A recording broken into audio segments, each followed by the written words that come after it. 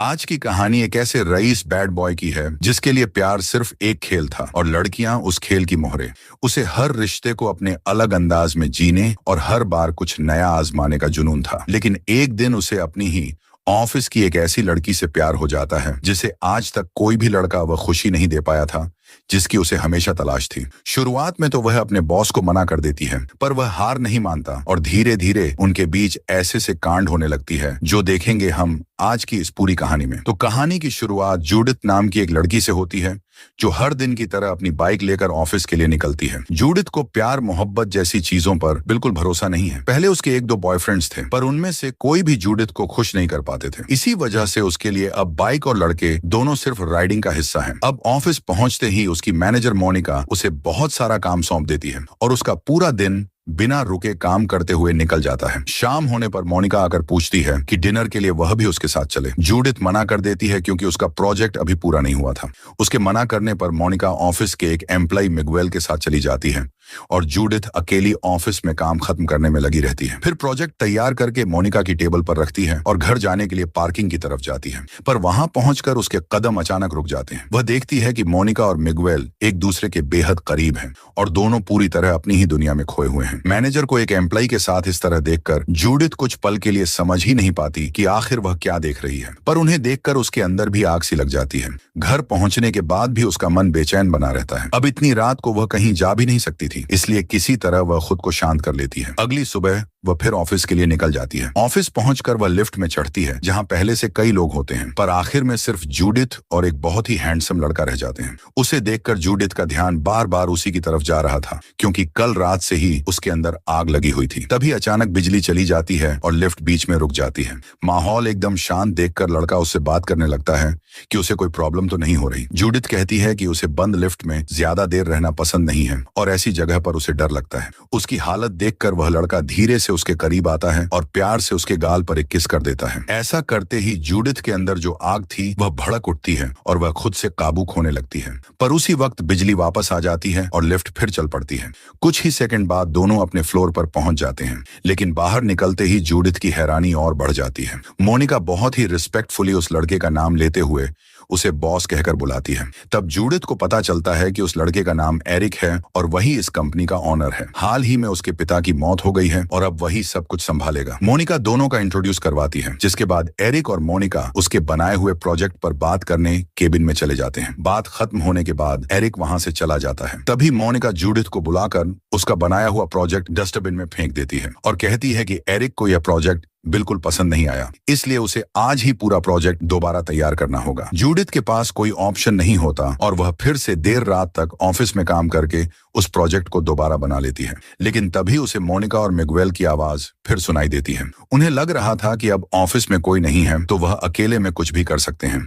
Judith छिपकर उनकी हरकतें देखने लगती है कि तभी एरिक वहां पहुंच जाता है। वो जूडिथ से पूछता है क्या उसे यह सब देखना अच्छा लग रहा है, अगर वह चाहे तो यह सब यहाँ भी हो सकता है। जूडिथ थोड़ा अनकंफर्टेबल हो जाती है और जल्दी से बात बदलते हुए कहती है कि उसने नया प्रोजेक्ट उसकी टेबल पर रख दिया है और अब उसे घर निकलना चाहिए। लेकिन एरिक उसे रुकने के लिए कहता है और थोड़ा प्यार दिखाते हुए उसके बालों को खोल देता है। दरअसल पहली मुलाकात से ही वह जूडिथ की खूबसूरती से इंप्रेस हो चुका था। वह जूडिथ को कल रात डिनर पर ले जाने की बात करता है। जूडिथ के अंदर हलचल मच जाती है क्योंकि सब कुछ इतना फास्ट फॉरवर्ड हो रहा था, पर वह साफ कह देती है कि अपने ही बॉस के साथ डेट पर जाना सही नहीं है। इतना कहकर वह वहां से चली जाती है। अगली सुबह जूडिथ अपने घर पर अपनी बिल्ली के साथ खेल रही होती है कि तभी डोरबेल बजती है। दरवाजा खोलते ही सामने एरिक होता है जो फिर उसे डिनर पर ले जाने की बात करता है। जूडिथ मना करते हुए कहती है कि अगर लोगों को उनके बारे में पता चला तो सब गलत मतलब निकालेंगे, इसलिए एरिक को चले जाना चाहिए। यह सुनकर एरिक थोड़ा निराश होकर वापस जाने लगता है। तभी जूडिथ उसे रोक लेती है और कहती है कि वह चलेगी लेकिन तैयार होने में थोड़ा समय लगेगा। एरिक बाहर इंतजार करने लगता है और जूडिथ को तैयार होने में उम्मीद से कहीं ज्यादा देर हो जाती है। काफी सारे ड्रेस ट्राई करने के बाद जब वह नीचे आती है तब तक काफी रात हो जाती है। बाहर खड़ी एरिक की शानदार कार देखकर वह खुद को उसकी तारीफ करने से रोक नहीं पाती और कहती है कि वह हमेशा ऐसी ही कार ड्राइव करना चाहती थी। एरिक हल्की मुस्कान के साथ कहता है कि यह कार बहुत पावरफुल है, क्या वह इसे संभाल पाएगी? जूडिथ भी जवाब देती है कि वह इसे संभालने के साथ साथ दौड़ा भी सकती है। दोनों इसी तरह मजाक और डबल मीनिंग बातों के बीच एक रेस्टोरेंट पहुंचते हैं और साथ में डिनर के लिए बैठते हैं। एरिक अपनी पसंद का खाना ऑर्डर करता है और जूडिथ को उसका सिलेक्शन इतना पसंद आता है कि वह उसकी बहुत तारीफ करती है। एरिक कहता है कि उसे अलग अलग डिशेस ट्राई करना बहुत पसंद है और शायद जूडिथ को भी आज की डिश बहुत पसंद आएगी। इसी बीच वह धीरे धीरे उसके करीब आ जाता है और बहुत ही रोमांटिक अंदाज में उसे किस करने लगता है। इस बार जूडिथ खुद को रोक नहीं पाती। तभी उनकी नजर रेस्टोरेंट में बैठी दो लड़कियों पर जाती है जो एक दूसरे के साथ कुछ अलग ही लेवल का डिनर कर रही थी। एरिक कहता है क्यों ना हम उन्हें देखते ही रहें या उनके साथ शामिल हो जाएं। उसकी यह बात जूडिथ को बहुत ही अजीब फील कराती है और बिना कोई बहस किए वह सीधे अपने घर लौट जाती है। उस रात वह बहुत ही बेचैन रहती है क्योंकि उसे लगा था कि उनके बीच कुछ रोमांटिक होगा, लेकिन एरिक की अजीब फैंटेसी की वजह से उसका सारा मूड खराब हो गया। अब अगले दिन एरिक फिर उसके घर पहुंचता है और एक बार फिर उसे मनाने की कोशिश करता है। जूडिथ काम का बहाना करके पहले तो मना करने लगती है, लेकिन जब उसकी नजर एरिक की लग्जरी कार पर पड़ती है तो आखिर वह जाने के लिए तैयार हो जाती है। एरिक उसे कार ड्राइव करने देता है और पूरा दिन दोनों शहर में घूमते हैं और एक दूसरे के बहुत सी बातें शेयर करते हैं। शाम ढलने के बाद एरिक उसे अपने आलीशान घर ले जाता है जहां की लग्जरी देखकर जूडिथ काफी प्रभावित होती है। तभी एरिक कहता है कि इस दुनिया में हर खुशी की एक कीमत होती है और हर इंसान किसी न किसी दिन वह कीमत जरूर चुकाता है। जूडिथ थोड़ी क्यूरियस होकर उस कीमत के बारे में पूछती है तो एरिक कहता है कि इस चीज को समझना इतना भी मुश्किल नहीं है, लेकिन अगर तुम चाहो तो मेरे साथ एक छोटा सा गेम खेल सकती हो। बस इस गेम में तुम्हें वही करना होगा जो मैं कहूंगा। जूडिथ समझ जाती है कि वह किस गेम की बात कर रहा है, इसलिए ज्यादा सोचे बिना हाँ कह देती है। इसके बाद दोनों के बीच शुरू होता है वह मजेदार गेम और इस गेम के सारे रूल्स कुछ अलग ही लेवल के होते हैं, लेकिन उसी दौरान एरिक ने वीडियो रिकॉर्ड कर लिया था। बाद में जब वह वीडियो जूडिथ को दिखाता है तो पहले उसे भी अच्छा लगता है, लेकिन उसे तब झटका लगता है जब वीडियो में उनके अलावा एक दूसरी लड़की भी दिखाई देती है। उस दौरान आंखें बंद होने पर उसे कुछ पता नहीं चला था, पर अब वह गुस्से में चिल्लाने लगती है कि वह ऐसी बकवास हरकतें कैसे कर सकता है। एरिक समझता है कि वह उसकी एक बेस्ट फ्रेंड थी और यह गेम का एक सरप्राइजिंग लेवल था, लेकिन जूडिथ कुछ भी सुनने को तैयार नहीं होती और गुस्से में उसे रईस बाप की बिगड़ी हुई औलाद कहकर चली जाती है। घर पहुंचने के बाद उसका गुस्सा नेक्स्ट लेवल पर होता है, पर वह किसी तरह खुद को शांत कर लेती है। अगले दिन ऑफिस में मोनिका और एरिक जूडिथ को केबिन में बुलाते हैं और बताते हैं कि कंपनी के एक जरूरी प्रोजेक्ट के लिए उसे एरिक के साथ बार्सिलोना जाना होगा, लेकिन जूडिथ इनकार कर देती है क्योंकि कल रात की वजह से वह अभी भी गुस्से में थी, इसलिए वह सीधे घर लौट जाती है। पर वहां पहुंचते ही उसकी परेशानी और बढ़ जाती है क्योंकि उसकी प्यारी बिल्ली की तबीयत अचानक बहुत खराब हो चुकी थी। वह उसे फौरन डॉक्टर के पास लेकर जाती है, मगर पूरी कोशिश के बाद भी डॉक्टर उसकी जान नहीं बचा पाता। अपनी सबसे प्यारी साथी को खोकर जूडिथ पूरी तरह टूट जाती है। उसी दौरान एरिक उसे ढूंढते हुए वहां पहुंचता है। उसे सामने देखते ही जूडिथ खुद को रोक नहीं पाती और उसके गले लगकर रोने लगती है। एरिक बिना कुछ कहे बस उसे संभालने की कोशिश करता है और उसकी फीलिंग्स की रिस्पेक्ट करता है। उस रात दोनों एक साथ ही रहते हैं। फिर अगली सुबह एरिक खुद उसके लिए ब्रेकफास्ट तैयार करता है।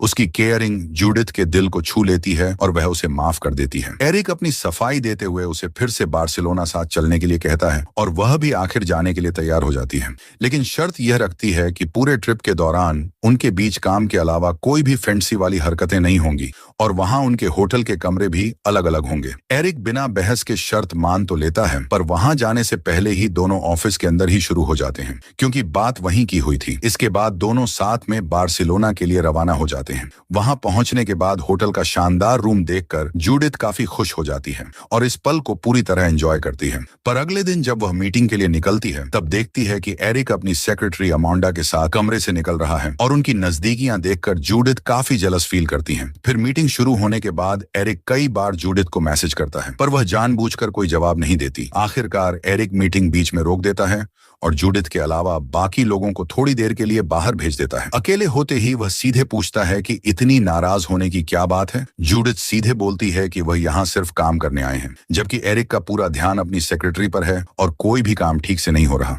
ये सुनकर एरिक हंसते हुए उसे करीब खींच लेता है और जूडिथ का गुस्सा भी एक पल में शांत हो जाता है। इसके बाद दोनों धीरे धीरे किस करना शुरू करते हैं और जूडिथ जिस शर्त पर यहाँ आई थी उसे ही नजरअंदाज कर देती है क्योंकि जिस लेवल का प्यार वह ढूंढ रही थी वह सिर्फ एरिक ही दे सकता था। पर एरिक उसे बीच में ही छोड़ देता है और रात में उसे कहीं ले जाने की बात करता है। उसी रात दोनों एक शानदार होटल में डिनर के लिए जाते हैं जहां एरिक फिर से वही गेम खेलने की बात करते हुए कहता है कि इस बार सारे रूल्स वैसे ही होंगे जैसा जूडिथ चाहेगी। जूडिथ तो पहले ही मीटिंग रूम में पिघल गई थी, इसलिए वह मान जाती है। इसके बाद गेम शुरू होता है, जहां सारे रूल्स जूडिथ के हिसाब से तो चल रहे थे, पर एरिक इस गेम का मास्टर था, क्योंकि ऐसा गेम वह अक्सर खेलता रहता है। इस गेम के बाद जूडिथ बहुत खुश हो जाती है, लेकिन सुबह होते ही एरिक के बिहेवियर में अचानक चेंजेस नजर आते हैं। वह बिना आंखें मिलाए उससे कहता है कि पिछली मीटिंग उम्मीद से भी बेहतर रही है, अब आगे का सारा काम अमांडा संभाल लेगी, इसलिए जूडिथ चाहे तो कुछ दिनों की वेकेशन पर जा सकती है। ये सुनते ही जूडिथ हैरान हो जाती है और उसे समझ नहीं आता कि एक ही रात के अंदर एरिक अचानक इतना बदल कैसे गया।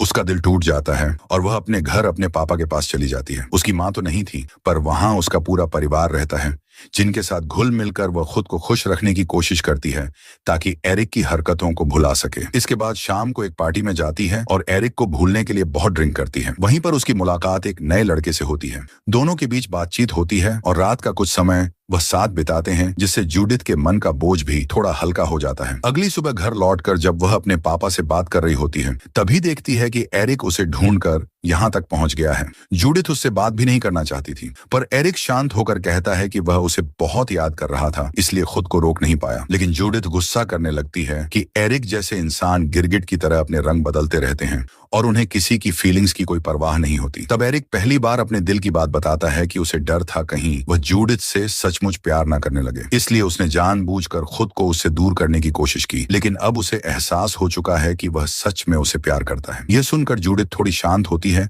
और आखिर उसे एक और मौका देने का फैसला करती है। इसके बाद दोनों फिर से अपने रिश्ते को संभालने की कोशिश करते हैं और धीरे धीरे उनके बीच की दूरियां कम होने लगती हैं। दोनों कई सारी जगहों पर घूमने जाते हैं और कुछ दिन बाद एरिक उसे वापस ले जाता है। वापस लौटते ही वह सबसे पहले उसे अपने दो दोस्तों से मिलवाता है, जहां जूडिथ को पता चलता है कि जिस लड़की को उसने पहले वीडियो में देखा था उसका नाम फ्रीडा है और वह अपने बॉयफ्रेंड आंद्रेस के साथ रहती है। वह दोनों ही असल में एरिक के बेस्ट फ्रेंड्स हैं, जिससे जूडिथ के मन की एक बड़ी गलतफहमी दूर हो जाती है। उसी शाम चारों एक पार्टी में पहुंचते हैं, जहां पहले से कई सारे अमीर लोग मौजूद थे। पार्टी के दौरान एरिक जूडिथ को अपने एक और दोस्त एलेक्स के साथ इंट्रोड्यूस करवाता है और बहुत समझाने के बाद उसे एक कमरे में ले जाता है। वहां उनके बीच एक अलग ही लेवल का गेम होता है जो जूडिथ को भी पसंद आता है और वह दोनों के साथ बहुत एंजॉय करती है।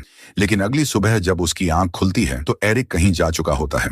फ्रीडा और एंड्रेस उसे बताते हैं कि एरिक उन्हें भी बिना बताए कहीं चला गया है और फोन भी नहीं उठा रहा। जूडिथ के मन में फिर से कई सवाल उठने लगते हैं। वह भी कॉल करती है, पर एरिक का कोई जवाब नहीं आता। उसे कुछ समझ नहीं आता कि एरिक आखिर चाहता क्या है, क्योंकि उसकी खुशी के लिए उसने पिछली रात वह किया जो वह कभी नहीं करना चाहती थी। कुछ दिनों तक वह बहुत बेचैन रहती है और धीरे धीरे फिर से अपने काम पर पूरा ध्यान देने लगती है। फिर एक दिन जिम करते दौरान उसकी मुलाकात एक लड़की से होती है जो अपना नाम रेबेका बताती है। दोनों के बीच बात होती है और वह काफी अच्छे दोस्त बन जाते हैं। फिर अगले दिन ऑफिस पहुंचते ही मोनिका कहती है कि उसका प्रमोशन हो गया है और अब वह फाइनेंस डिपार्टमेंट का काम संभालेगी। जूडिथ इस प्रमोशन से बहुत खुश होती है और अपनी जिंदगी की नई शुरुआत करने का फैसला करती है। वह सोचती है कि अब एरिक से जुड़ी सारी यादों को पीछे छोड़कर आगे बढ़ना ही सही रहेगा। वह सही टाइम पर ऑफिस पहुंचती है और अकेले रहने की आदत डालने लगती है।